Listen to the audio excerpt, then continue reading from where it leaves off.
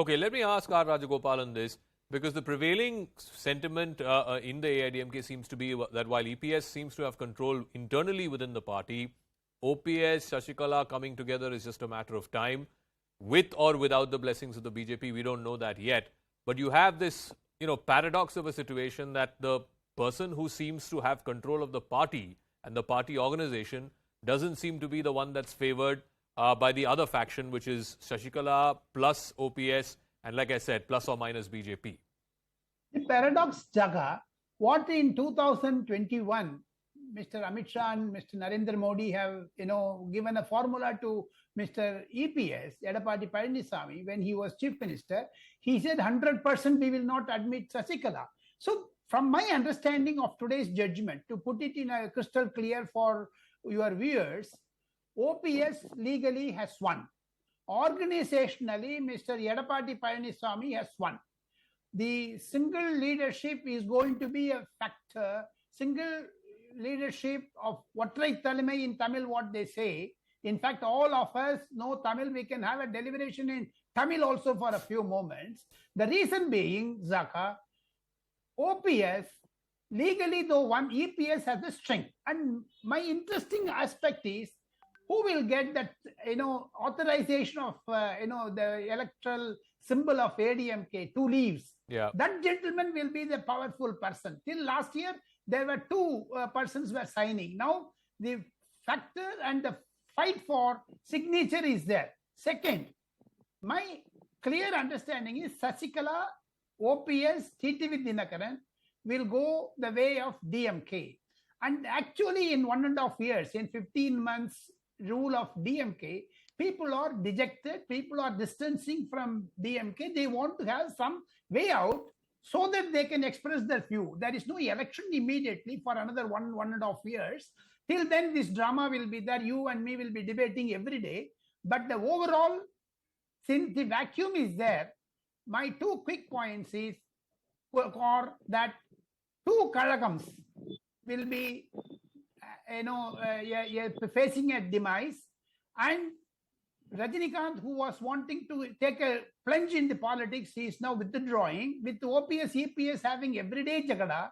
Now, the third force is fastly emerging. The silent voters, those who are below 35 years, Zaka, I tell you, there was a study done by an illustrious college in Tamil Nadu. Okay. They spoke that 65% of the 35% age group, they wanted alternative to Kalagams. There are 8 Kalagams in Tamil Nadu. 8 में 2 तो निकल जाएगा, फिर 6 में fight है. So therefore, there is a bright possibility of 2024 Lok Sabha giving a split verdict. EPS will have a control, BJP will have a control, DMK will be pushed to second term, the second stage.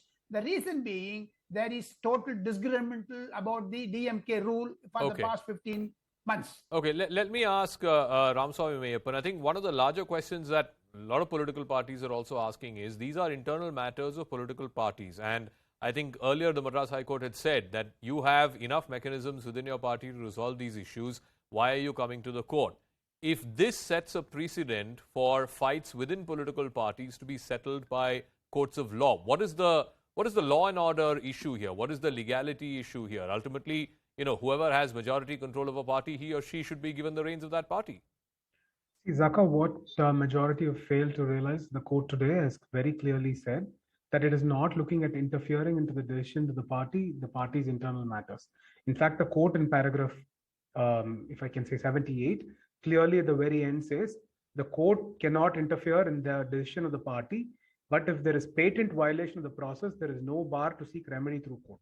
And the court says when due process is not followed, then the court will step in. What are political parties? Majority of political parties in the country are registered societies. So when there are registered societies, if they don't follow their own bylaw or the Society Registration Act, then the court is bound to interfere. And here what's happened, the notice that was issued on 1/7 by the Edappadi faction for calling for the General Council meeting was not in accordance with law. And the court clearly struck that down. All that the court is saying today is that you have the numbers, you show the numbers in strength at an appropriate meeting. Don't just call your 2,500 General Council members. You claim that you have 1.5 core party cadre. Historically, this party, as opposed to other political parties, has functioned on the basis of strength of the cadre. The cadre have decided who their leader will be, what will be their bylaws. And now call it 1.5 crore cadre, that is your bylaws. Let them make a decision. If they want to change your bylaw, you change it. If they want to change your leader, you change. No, but so if you just do it, one slight that is not proper. Difference. I mean, not difference. One slight, example. If you were to go back and look at the history of the AIADMK, when MGR died, there were of course the Jayalalitha faction and the Janaki faction. The Jayalalitha faction prevailed because it had support of the majority of the cadre, and eventually, of course, she went to the people and won elections. Ultimately, that's the essence of a democracy. In a democracy, the people decide. So even in the AIADMK, it's up to the party to decide, and as per the laws as it stands today, it's the General Council that decides. It cannot be a court of law's decision, or it cannot be up to the court of law to say, okay, the General Council was not convened in the proper fashion, or the General Council needs to be reconvened in a different fashion. Ultimately, the choice has to be that of the members of the AIADMK, just like what we saw, even though Janaki Ramachandran might have had more claim to the party as MGR's wife, ultimately Jayalalitha won because she had majority support of the cadre of that party. That is how it's settled in history. See, absolutely. So today again, there is two tests that will have to be taken. One, OPS had the direct appointment of Amma Jayalalitha to become the chief minister, and Edappadi Palaniswamy, through his governance, has shown how he's had control over majority of the party, the majority of the General Council members. So now it's for the party cadre, the 1.5 crores, to take tests as to who will be the right person to lead this party into the next front, the next era.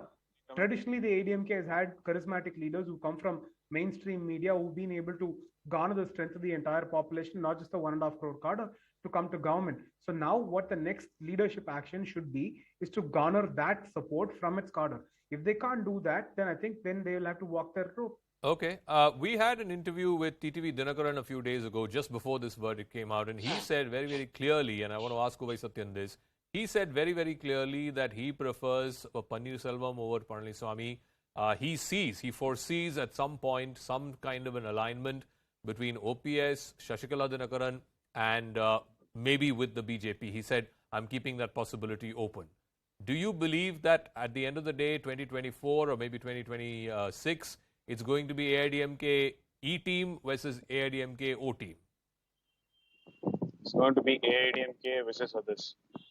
TTV Dinakaran claiming himself for impersonating AIADMK flags, style of functioning, doesn't necessarily give him the credit that he is one leaf of AIADMK.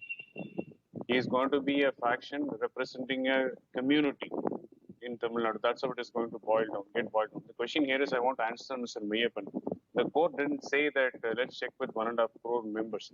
The court said the 250 members, are they really representing the 100 crore primary members, is to be examined and tested. How it can be done is, it can be only through conducting an election for the post of General Secretary. There is no deviation in that particular clause. Nobody can take a deviation. The General Secretary has to be chosen by the primary members of the party. Neither General Council members nor Edappadi has taken a deviation on the same.